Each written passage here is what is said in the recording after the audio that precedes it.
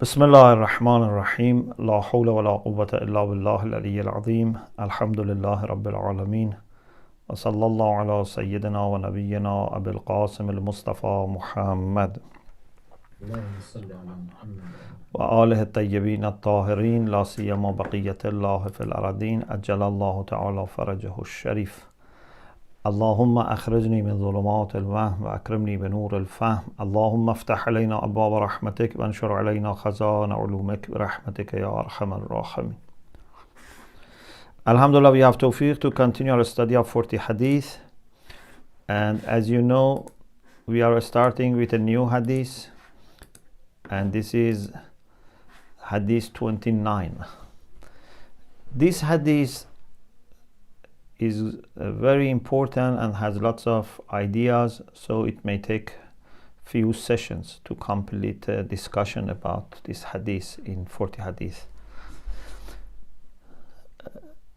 Today we try to familiarize ourselves with the text of the hadith, and then inshallah little by little we go in future to the content. بالسند المتصل إلى أفضل المحدثين وأقدمهم. Through his connected chain of narration without any gap, Imam Khomeini has ijaza for riwayah of Kafi, and one by one all are mentioned at the beginning of the book. But when it comes to introducing Sheikh al-Kulaini, he says أفضل المحدثين وأقدمهم, the best of muhaddithin, the earliest among muhaddithin. Of course, before Sheikh al-Kulaini there were other muhaddith, but he means perhaps among the people who compiled major collections of hadith. As you know, Al-Kafi is one of the Kutub Arba'ih, one of the first early major comprehensive collections of hadith. Before that we had, Usul. We had Usul Arba'mi'ah. We had 400 Asl, which were collections of hadith. And then we have the era of compiling major comprehensive collection of hadith, and that is when we have Kafi, we have Tahdhib al-Ahkam, we have Al-Istibsar, these two by Sheikh Tusi, and Man La Yahduruhu al-Faqih by Sheikh al-Saduq. So 4 books by 3 people. So this expression is very interesting. He says أفضل المحدثين وأقدمهم محمد بن يعقوب الكليني رضي الله عنه عن محمد بن يحيى عن أحمد بن محمد بن عيسى عن علي بن النعمان عن معاوية بن عمار قال سمعت أبا عبد الله عليه السلام. Muawiyah ibn Ammar says, I heard from Imam Sadiq alayhi salam saying that Rasulullah sallallahu alayhi wa sallam, among different things, advised Imam Ali about few things which are here. كان في وصية النبي صلى الله عليه وآله وسلم لعلي عليه السلام أن قال. This is in the wasiyah, in the will, in the advice of the Prophet to Imam Ali alayhi salam. So the one who gives this wasiyah is Rasulullah, and the person that Rasulullah gives wasiyah to him is the one that was very close to Rasulullah and very much loved by Rasulullah. So this makes this wasiyah very special because it's from the Prophet and for someone who was very dear to the Prophet. Although the Prophet loves everyone, but depending on the commitment, dedication, the level of that person, then the advice given could be different. So he said, Ya Ali, usika fi nafsika bi khisalin. O Ali, I enjoin you about yourself with respect to few traits of character. Normally, we are more attentive to the problems outside. And normally we complain about the problems outside, or we want to change the world outside. But the right approach is that without being heedless about the external world, without forgetting your social responsibilities, you have to start with the world inside, and you have to try to improve yourself first. I'm not saying first in the sense that you finish this and you go to the social side, but in the sense that you must start this before you start the other one, even if for most part they go hand in hand. But your attention to fixing internal problems must come first, and without solving those problems, actually you cannot help that much with fixing the problems outside. You can yourself become a problem for the community, for the society. So these are all a matter of fi nafsik, something about yourself, the world inside you, O Ali. Fahfadha anni. So, O Ali, remember these things, preserve these things, anni, from me. Means you receive this from me now, but try to keep it for yourself forever. And then Rasulullah prayed and said, Allahumma a'inhu. Oh Allah, please help Ali to be able to preserve and implement this. It shows that your own efforts, your own dedication and commitment are very much needed, but also you need assistance from Allah subhanahu wa ta'ala. Ma tawfiqi illa billah. You cannot have tawfiq for finishing and completing the job except if Allah helps you. Now, let us see what are those things that Rasulullah is so much interested in and concerned about, that he says, Imam Ali, that you must do this, and he prays also that Allah would help him. Ammal ula fasidqu wala yakhrujanna min fika kadhibatun abada. The first khasla, khisal is plural form for khasla. The first trait of character or characteristic is as-sidq, truthfulness, honesty. You remember in the discussion about akhlaq in the Hose, and also discussion about indicators of piety, and also discussion about aims and objectives of Islamic education. We said that truthfulness is the most fundamental quality in Islamic ethics. So, Ammal ula fasidq. O Ali, la yakhrujanna min fika kadhibatun abada. Fi means fam, means mouth. Fu, fa, fi are three conditions depending on the function. If it is marfu, mansub, majroor, but all comes from fam. No lie should come out of your mouth at any point. Never any lie should come out of your mouth. Of course, sidq has different dimensions. One part of sidq, which is very important, is not to tell lie. But we have sidq about intention and other things as well, about your beliefs. But the minimum is make sure that you don't tell any lie. Number 2, وَالثَّانِيَةُ الْوَرَعُ. O Ali, in addition to sidq, you should have wara'. Wara' means taqwa, means piety. Not to do anything against the will of Allah subhanahu wa ta'ala, not to commit any sin. وَلَا تَجْتَرِعْ عَلَى خِيَانَةٍ أَبَدًا. O Ali, don't dare betraying for anything. Never betray. never dare even betraying, because sometimes you're there doing something and it doesn't happen, but still it's a sign of your lack of respect that you dared doing that. والثالثة الخوف من الله عز ذكره كأنك تراه. The third characteristic is fear from Allah subhanahu wa ta'ala. Azza zikruh, may his name or his remembrance or his mention be dignified. Fear from him as if you see him. كأنك تراه.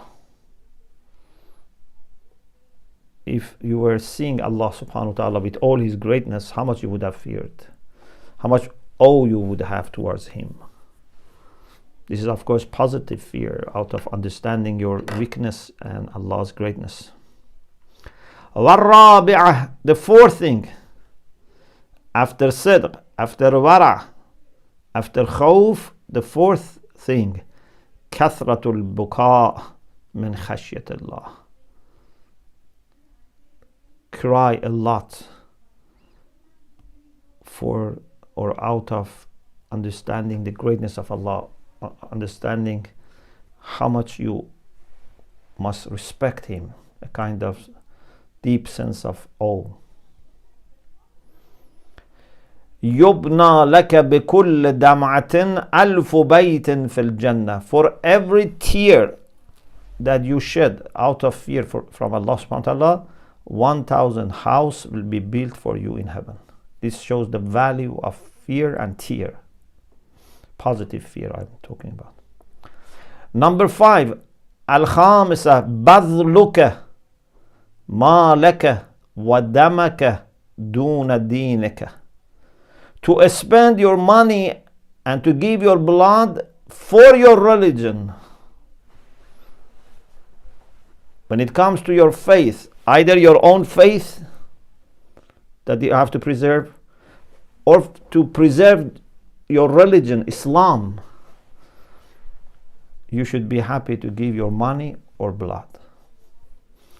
والسادسة الأخذ بسنتي في صلاتي وصومي وصدقتي. The sixth thing is you must follow my sunnah with respect to prayer, which is my prayer. With respect to my prayer, you should follow my style of prayer. Sawmi, my prayer, my style of fasting. Wa sadaqati, my style of charity. So my sunnah has these important elements: element of prayer, element of charity, element of fasting.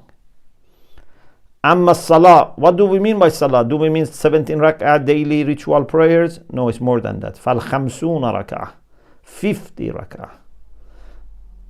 17 rak'ah fara'id, wajibat. But then we have also nawafil. Nawafil are 34, and with 17 becomes 51. But we will later inshallah discuss and bring hadiths to show that out of these 34, the 2 rak'ah nafila wutaira after salat isha is different. This is not in the first circle. This is not as important as the other 33. And actually some hadiths, for example, hadith from Imam Raza, we can understand that this is done. Please listen very carefully. These 2 rak'ah, when you are sitting after Salat Isha, it is done as a kind of backup for the 1 rak'ah prayer, Salatul Watr, after Salatul Shafa. In case if someone doesn't get opportunity, doesn't have health or other means to do that 1 rak'ah, we say 2 rak'ah sitting now, just in case if we are going to miss that, so that we don't miss everything. But when the time of Salatul Watr comes, then you have to bring it. This would not suffice it. In any case, inshallah, we'll talk about this. 17 rak'ah wajibat, 33 or 34, if you want to mention also all of it, nawafil, and sadaqati, charity. Charity is part of the sunnah of the Prophet sallallahu alaihi wasallam. Amma salatu fal khamsuna rak'ah, prayer 50 rak'ah. Amma siyam, what do we mean by siyam? Fasting. Fasting of the month of Ramadan? Of course, but it's more than that. Every month we should fast 3 days, if your health permits that. If you fast 3 days, then because man ja'a bil hasana falahu ashru amthalaha is like you have fasted 30 days. Of course, if you fast 30 days, it will be rewarded more, but at least reward is given for then all the year. So, amma siyam fa thalathatu ayyamin fi shahr, 3 days in the month. Which days are better to choose? Al-Khamis fi awwalihi, the first Thursday. Wal-Arba'a fi wasatihi, the middle Wednesday, just in the middle of the night, Wednesday. Wal-Khamis fi akhiri, and again Thursday at the end. So Thursday in the beginning of the month, the first Thursday, the last Thursday, and the middle Wednesday. Wa amma sadaqah fajuhdaka or fajahdaka, but juhd is better, although both of them are mentioned. Hatta taqul qad asraftu. When it comes to sadaqah, you should try hard to the extent that you would tell yourself, I have done in excess. I have given too much sadaqah. But Rasulullah says, walam tusraf. You have not given too much sadaqah. You feel you have given too much sadaqah. Unless you reach the point that you feel you have given too much, it's not sufficient. Of course, we will talk about it later. It doesn't mean that you make yourself bankrupt, you make your family, suffer a lot. But it means that for those who can afford, they should give as much as they feel they have reached, really, or they have transgressed the borders, the limits. If you remember in some of the lectures about charity, I have said you cannot fix the quantity of charity, but based on لَن تَنَالُوا الْبِرَّ حَتَّى تُنْفِقُوا مِمَّا تُحِبُّونَ, you would not achieve goodness and piety unless you give what you love. My understanding is that you must give that much that you feel painful. You feel something is taken away from you. In the same way that, God forbids, if you lose your child, if you lose, for example, a student who has been working on dissertation and dissertation is lost, the computer, for example, you have lots of data without backup, you feel you have lost. That sense of losing something valuable to you must happen in sadaqah also, so that it can work for your self-purification. خُذْ مِنْ أَمْوَالِهِمْ صَدَقَةً, take from the property some sadaqah, تُطَهِّرُهُمْ وَتُزَكِّيهِمْ بِهَا, to detach them from dunya. So unless we give that much, it's not working properly. Like as we said, if you are just walking very relaxed way, it's good for your health, but normally doctor says that you have to walk fast, either run or walk fast, do some exercise, so that your breathing then becomes a little bit difficult, and then it's really starting to work. So Rasulullah says to Amirul Mu'minin alayhi salam, when it comes to sadaqah, you must do juhdaka, do your mujahada, means really work hard to the extent that you would say قد أسرفت. I have done israf, means I have done it too much. I have done in excess. ولم تسرف. But there is no israf here. Again, if someone doesn't listen our future discussions, it doesn't mean that, for example, I sell everything and without having proper job and income, I become 100% poor and put myself and family in difficulty. No, but it means that if rationally, and I mean rationality of a faithful person who does tawakkul in Allah, not rationality of a person whose interest is only dunya. If as a mu'min, rationally, you think you are okay, and it's just a matter of giving extra or saving or something like this, or something that you can give and then you can take it back from next income or next few incomes, then you should be happy to give. Inshallah, we will talk about it. وَعَلَيْكَ بِالصَّلَاةِ اللَّيْلِ. Oh Ali, you must also be very concerned about Salatul Layl. وَعَلَيْكَ بِالصَّلَاةِ اللَّيْلِ. وَعَلَيْكَ بِالصَّلَاةِ اللَّيْلِ. When it comes to Salatul Layl, Rasulullah sallallahu alayhi wa sallam 3 times mentions Salatul Layl. For anything so far, he didn't emphasize that much. And then وَعَلَيْكَ بِالصَّلَاةِ الزَّوَالِ وَعَلَيْكَ بِالصَّلَاةِ الزَّوَالِ وَعَلَيْكَ بِالصَّلَاةِ الزَّوَالِ. And then Salatul Dhuhr. 3 times Rasulullah emphasized on Salatul Dhuhr, which is very important, is one of the pillars of our day, is Salatul Dhuhr. Perhaps it means do it properly, not just do it properly on time, in jama'ah if possible, with nawafil, proper Salatul Dhuhr. وَعَلَيْكَ بِتِلَاوَةِ الْقُرْآنِ عَلَى كُلِّ حَالٍ. Also, you must recite the Quran in all circumstances.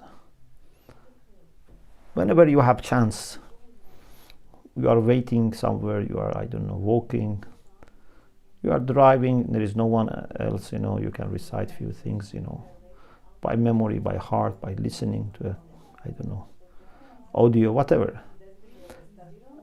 As much as, of course, you don't overwhelm yourself. Because for such things, you have to be careful not to overwhelm yourself, because then your nafs can rebel against everything. But little by little, tame your nafs and train your nafs, and do it as much as you enjoy and a little extra.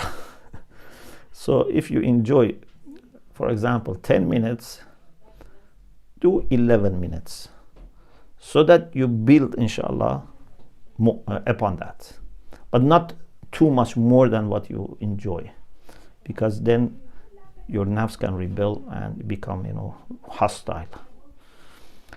وَعَلَيْكَ بِرَفْعِ يَدَيْكَ فِي صَلَاتِكَ وَتَقْلِيبِهِمَا.